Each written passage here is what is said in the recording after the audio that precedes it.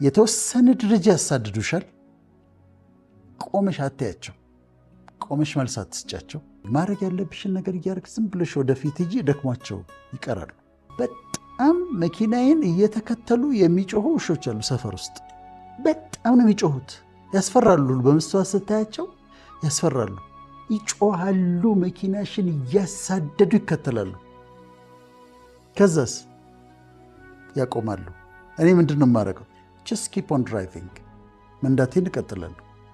ለምን ጮሁብኝ አልልም። ቆሜ ላስረዳቸው አልሞክርም። ምን አረኳቸው አልላቸው።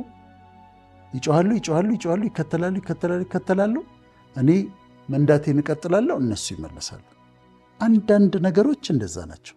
አስተያየቶች ጥሩ ናቸው። ኮሜንቶች፣ ኮንስትራክቲቭ የሆኑ ክሪቲሲዝም፣ እንድታድጊ እንድታስተካኪ የሚሰጡሽ ነገሮች አሉ።